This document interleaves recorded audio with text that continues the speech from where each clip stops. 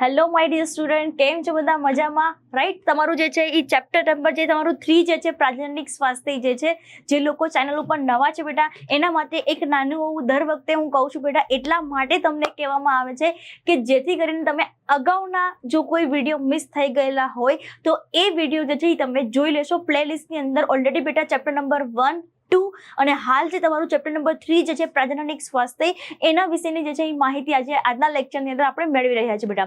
પણ ઇમ્પોર્ટન્ટ પણ બેટા કે આ વિડીયોની અંદર એની પહેલા બી એક તમને ટોપિક આપી દીધો છે બેટા, ગર્ભ નિરોધક જે કોઈ પદ્ધતિ જે છે જેની અંદર એક પોઈન્ટ આપણે કમ્પ્લીટ કર્યો છે બેટા, એ છે કુદરતી જે કોઈ ગર્ભ નિરોધક પદ્ધતિ છે એના રિલેટેડ. બેટા એ જે કુદરતી ગર્ભ નિરોધક પદ્ધતિ છે, જે લોકો ચેનલ ઉપર નવા છે એ લોકોને કહી દઉં છું બેટા કે એની અંદર 3 અલગ અલગ પ્રકારની પદ્ધતિ છે, જેમાં સામયિક સંયમ વિશેની વાત કરેલી છે બેટા, રાઈટ? કોની વાત કરી છે? સામયિક સંયમ. ત્યારબાદ જે છે એ દુગ્ધ શ્રવણ એમહોરિયા, એટલે કે જે પ્રેગ્નન્સી ટાઈમ ઇન્ટરવલ છે બેટા, એ પ્રેગ્નન્સી ટાઈમ ઇન્ટરવલ પછીનો જે સમયગાળો છે જે દુગ્ધ શ્રવણ પીરિયડ કહેવામાં આવે છે, કે જેની અંદર સ્તનગ્રંથિમાંથી જે છે એ દૂધનો સ્ત્રાવ થતો જોવા મળે છે, કે એ દરમિયાન જે છે એ અંડપતનની પ્રક્રિયા જે છે અથવા તો ઋતુચક્રની ગેરહાજરી જોવા મળે છે, એટલા માટે એનું નામ આપેલું છે બેટા દુગ્ધ શ્રવણ એમહોરિયા, રાઈટ? અને ત્રીજી જે ટેકનિક જે છે એને બાહ્ય સ્ખલન કહેવામાં આવે છે. તો આ રીતે લાસ્ટ લેક્ચરની અંદર બેટા 3 ટોપિક જે છે એ આપણે કમ્પ્લીટ કરેલા છે. કુદરતી અવરોધક પદ્ધતિની અંદર 3 પદ્ધતિ જે છે એ કમ્પ્લીટ કરી છે બેટા, રાઈટ? અને ચેનલને સબસ્ક્રાઇબ કરવાનું બિલકુલ ના ભૂલાય બેટા. તો કન્ટિન્યુઅસ જે છે એ તમને જેથી કરીને જેટલા પણ વિડીયોઝ જે તમને અપલોડ થાય છે બેટા, એ બધા વિડીયોઝ તમને મળી રહે, રાઈટ? તો ટાઈમ વેસ્ટ નહીં કરતા શરૂ કરે છે બેટા, કે આની અંદર તમને જે નેક્સ્ટ પદ્ધતિ તમને જે આપેલી છે એ પદ્ધતિનું નામ તમને આપેલું છે બેટા, કે જેની અંદર આપેલું છે અવરોધન પદ્ધતિ. કઈ વસ્તુ આપેલું છે બેટા? અવરોધન પદ્ધતિ જે છે એના વિશે માહિતી આપેલી છે. એક જ મિનિટ બેટા.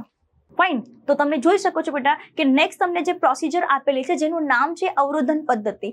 હવે નામ ઉપરથી તમે જોઈ શકો છો બેટા કે આ પદ્ધતિની અંદર ઇમ્પોર્ટન્ટ પોઈન્ટ કોનો ઉપયોગ કરવામાં આવે છે બેટા? તો કે અવરોધકોનો ઉપયોગ કરવામાં આવે છે. કોનો ઉપયોગ કરવામાં આવે છે બેટા? અવરોધકોનો ઉપયોગ કરવામાં આવે છે, કે જેથી કરીને શુક્રકોષ અને અંડકોષ આ બંને એકબીજાના ભૌતિક સંપર્કમાં ના આવે. ભૌતિક સંપર્કનો મતલબ શું છે બેટા? કે સિમ્પલ વસ્તુ છે કે એની જે કોષીય સપાટી જે છે અથવા તો જે કોષ કેન્દ્ર જે છે એ બંને જ એકબીજાના કોન્ટેક્ટમાં ના આવે. તો ઓબ્વિયસલી બેટા બંને એકબીજાના કોષ કેન્દ્ર કોન્ટેક્ટમાં ના આવે તો સીધી વસ્તુ છે કે અહીંયા ફલન જે છે એ થશે નહીં. તો નેક્સ્ટ તમને જે પ્રોસિજર આપેલી છે બેટા, એ પ્રોસિજરનું નામ આપેલું છે અવરોધન પદ્ધતિ, જેની અંદર ઇમ્પોર્ટન્ટ પોઈન્ટ નામ ઉપરથી તમારે યાદ રાખવાનું છે કે આ પદ્ધતિની અંદર કોનો ઉપયોગ કરવામાં આવે છે બેટા? તો કે અવરોધકોનો ઉપયોગ કરવામાં આવે છે. તો જે લોકો અત્યારે હાલ મારી જોડે સાથે જે વિડીયો જોઈને નોટ્સ બનાવી રહ્યા છે બેટા, એ નોટ્સ જે છે એની અંદર તમે નોટ્સ બનાવતી વખતે જે મેં તમને પોઈન્ટ હાઇલાઇટ કર્યો છે બેટા, એ હાઇલાઇટ કરવાનું ભૂલાય નહીં. અને ઇમ્પોર્ટન્ટ પોઈન્ટ કે તમને એવો ક્વેશ્ચન પૂછે કે આ જે અવરોધન પદ્ધતિ જે છે એ કયા સિદ્ધાંત ઉપર કાર્ય કરે છે? તો નેક્સ્ટ સમય મેં તમને હમણાં જ વાત કરી બેટા કે અંડકોષ અને શુક્રકોષ કોના કોન્ટેક્ટમાં બેટા? તો કે ભૌતિક સીધા સંપર્કમાં આવતા રોકવામાં કોણ મદદરૂપ થશે બેટા? તો કે અવરોધન પદ્ધતિ ઉપયોગ થશે. હવે ઇમ્પોર્ટન્ટ પોઈન્ટ કે નોર્મલ તમને એક સ્ટેટમેન્ટ આપેલું છે, શબ્દ સમજો. નોર્મલ એક સ્ટેટમેન્ટ આપેલું છે કે શું અવરોધન પદ્ધતિ જે છે એટલે કે અવરોધકો જે છે એ સ્ત્રી અને પુરુષ બંને માટે ઉપયોગ થાય છે બેટા? તો આન્સર હશે તમારો હા.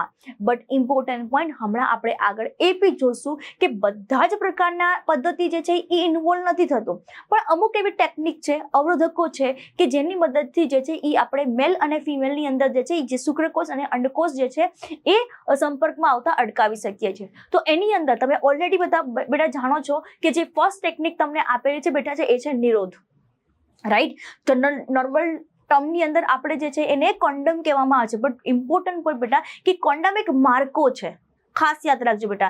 પણ એને પર્ટિક્યુલર જે છે એ ઇંગ્લિશ હોય કે ગુજરાતી હોય એને નિરોધ કહેવામાં આવે છે. આ વસ્તુ ભૂલાય નહીં. તો ઇમ્પોર્ટન્ટ પોઈન્ટ કે તમને એવો ક્વેશ્ચન પૂછે કે નિરોધ શું છે, તો એક વસ્તુ તમે સમજો કે એક અવરોધન પદ્ધતિનો એક પ્રકાર છે કે જે મોસ્ટ પ્રોબેબલી પાત્ર રબર કે લેટેક્સના બનેલા તમને જોવા મળશે, કે બંને માટે મેલ માટે પણ ઉપયોગ કરવામાં આવે છે બેટા અને ફિમેલ માટે પણ ઉપયોગ કરવામાં આવે છે. તો જે મેલ જે છે એની અંદર આપણને સિમ્પલ વસ્તુ ખ્યાલ છે કે બાહ્ય જનનાંગ તરીકે શું જોવા મળે છે બેટા? શિશ્ન જોવા મળે છે. તો શિશ્નને કવર કરવા માટે જે છે એ એક ટ્યુબ જેવી રચના તમને જોવા મળશે જે પાત્ર રબર અને લેટેક્સના બનેલા હોય છે.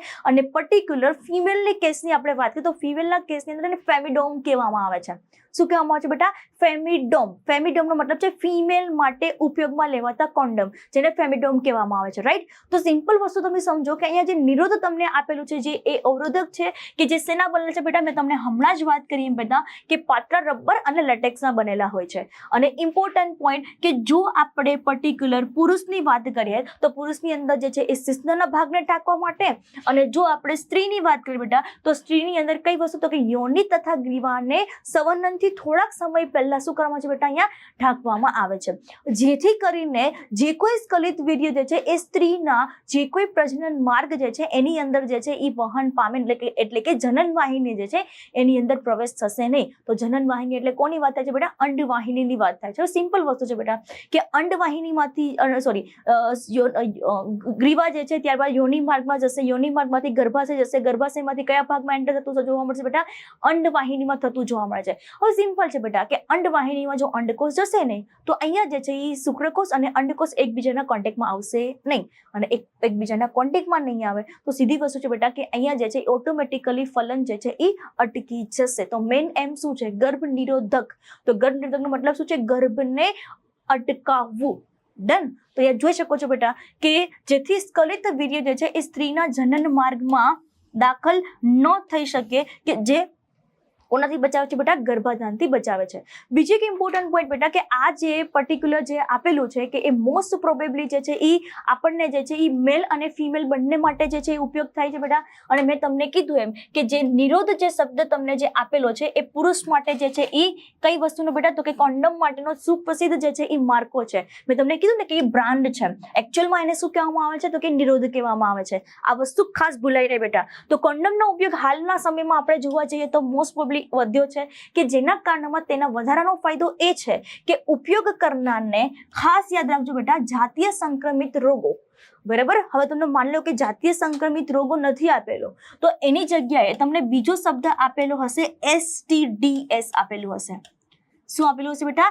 STDs. હવે STDs નું ફૂલ ફોર્મ શું છે? શાંતિથી સમજો બેટા કે STDs નું ફૂલ ફોર્મ તમને પૂછે તો યાદ રાખજો, sexually transmitted disease. Sexually transmitted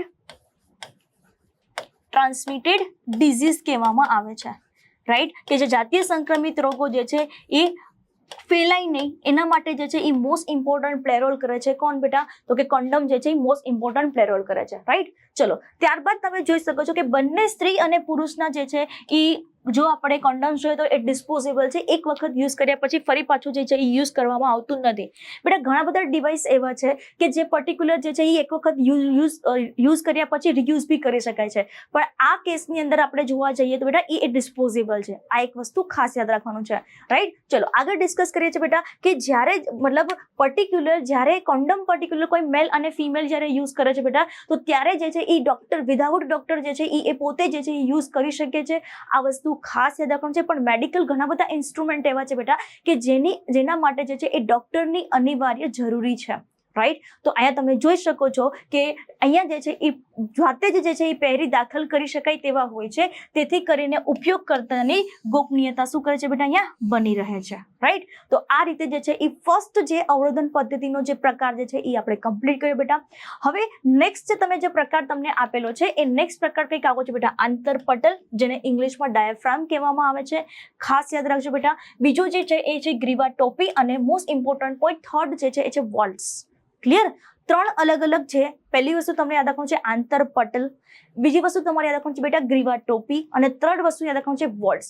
બેટા મેં તમને સ્ટાર્ટિંગમાં જ એક વસ્તુ કીધું કે અવરોધન પદ્ધતિ મેલ અને ફિમેલ બંને માટે યુઝ છે, પણ ઇમ્પોર્ટન્ટ પોઈન્ટ કે જ્યારે તમને આંતરપટલ, ગ્રીવા ટોપી કે વોલ્ટ્સ વિશે ડિસ્કશન કરવામાં આવે છે તો ખાસ યાદ રાખજો કે જે ફક્ત ને ફક્ત જે છે એ ફિમેલ માટે ઉપયોગ કરવામાં આવે છે, મેલ માટે ઉપયોગ કરવામાં આવતું નથી. શું કામ? કારણ કે નામ ઉપરથી તમે અહીંયા સમજી શકો છો કે જે તમને આગળ તમે વાંચશો કે તે અગેન રબરના બનેલા છે, જ્યારે સ્ત્રીઓના કઈ જગ્યાએ બેટા? તો કે પ્રજનન માર્ગમાં જે છે એ સંવનન દરમિયાન કયા ભાગને ઢાંકવા માટે બેટા?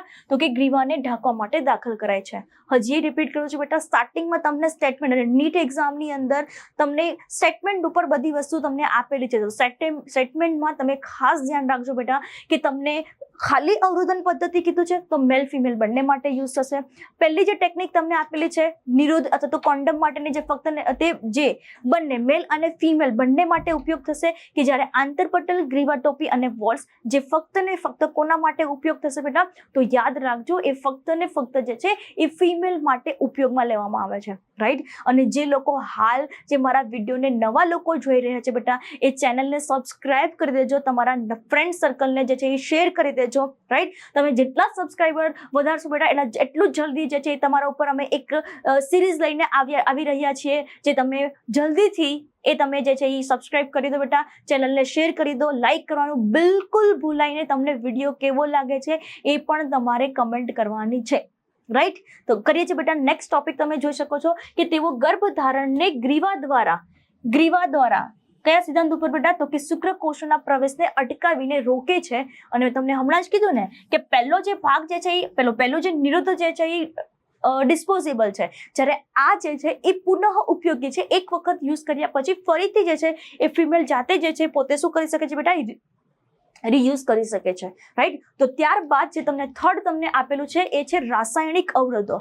હવે એક વસ્તુ તમે સમજો કે પહેલી જે મેં તમને ટેકનિક કીધેલી છે એ ભૌતિક અવરોધક છે, રાઈટ. શું કામ ભૌતિક અવરોધો નામ આપેલું છે બેટા? કારણ કે મેલ અથવા તો ફિમેલના કોઈ પાર્ટને ધ્યાનમાં લઈને મતલબ એના ઉપર જે છે એ શું કરવામાં આવે છે બેટા? એનો યુઝ કરવામાં આવે છે.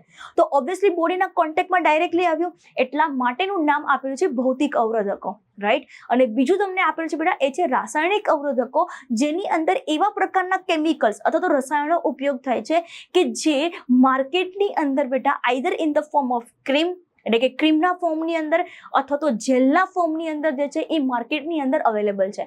અને ઘણા બધા રસાયણો એવા બી છે બેટા કે જે ફોર્મની અંદર એટલે કે ફીણના ફોર્મની અંદર જે છે એ અવેલેબલ છે, રાઈટ. તો આ વસ્તુ ખાસ યાદ રાખજો કે રાસાયણિક અવરોધકો પણ તમને જોવા મળે છે બેટા, જેની અંદર તમે જોઈ શકો છો કે તમને આ અવરોધકોની સાથે સાથે ઇમ્પોર્ટન્ટ પોઈન્ટ બેટા કઈ વસ્તુ? તો કે શુક્રાણુનાશક, ક્રીમ, જેલ અને કોનો ઉપયોગ થાય છે બેટા? તો કે ફોર્મનો ઉપયોગ જે છે એ તેમની ગર્ભ નિરોધક ક્ષમતાને શું કરે છે બેટા? અહીંયા વધારો કરવા માટે ઉપયોગી છે. તો આ રીતે જે છે બેટા આપણે એક પદ્ધતિ જે છે એ લાસ્ટ લેક્ચરની અંદર કમ્પ્લીટ કરી જેનું નામ છે કુદરતી અવરોધક પદ્ધતિ બેટા. અને બીજી ટેકનિક જે હાલ આપણે કમ્પ્લીટ કરી છે બેટા એ છે અવરોધન પદ્ધતિ. હજી એક વખત તમને કહી દઉં છું બેટા કે જે આપણે કુદરતી પદ્ધતિ જે ઉપયોગમાં લીધેલી છે બેટા, કુદરતી લાસ્ટ લેક્ચરની વાત કરું છું બેટા, કુદરતી અવરોધન પદ્ધતિ કે જેની અંદર મેનલી આપણે 3 ટેકનિક ભણી ગયા બેટા, જેનું નામ છે સામયિક સંયમ, રાઈટ. બીજી ટેકનિક જે છે એ છે બાહ્ય સ્ખલન. કઈ વસ્તુ છે બેટા? બાહ્ય સ્ખલન. આ વસ્તુ ખાસ યાદ રાખજો. અને ત્રીજી ટેકનિક જે તમે ભણી ગયા છો બેટા એ છે દુગ્ધ સ્ત્રવણ, એમ્નહોરિયા, રાઈટ. આવું તમે ટેકનિક ભણી ગયા બેટા, 3 અલગ અલગ પદ્ધતિ ભણી ગયા. અને હાલ જે આપણે કમ્પ્લીટ કરી બેટા એની અંદર જે છે એ છે અવરોધન પદ્ધતિ, જેની ઉપર નામ ઉપરથી જ બેટા કે અવરોધક પદ્ધતિ અવરોધકોનો ઉપયોગ થાય છે. અને ઇમ્પોર્ટન્ટ પોઈન્ટ કે અવરોધક પદ્ધતિની અંદર હજી જો હું પ્રકાર પાડો બેટા તો એની અંદર 2 પ્રકાર છે. એક તો ભૌતિક અવરોધ, આ તમે જોઈ શકો છો ભૌતિક અવરોધકો, અને બીજી વસ્તુ તમારે યાદ રાખવાનું છે એ છે રાસાયણિક અવરોધકો. શું લખવાનું છે બેટા? રાસાયણિક અવરોધકો. ઇમ્પોર્ટન્ટ પોઈન્ટ બેટા આ જે ભૌતિક અવરોધો જે છે એની અંદર બી તમે 2 ટેકનિક ભણી ગયા. એક તો તમે ભણી ગયા કોન્ડમ એટલે કે નિરોધ, રાઈટ. અને બીજી ટેકનિક તમે જે ભણી ગયા બેટા જેનું નામ છે આંતરપટલ. ત્યારબાદ તમારે યાદ રાખવાનું છે બેટા ગ્રીવા ટોપી.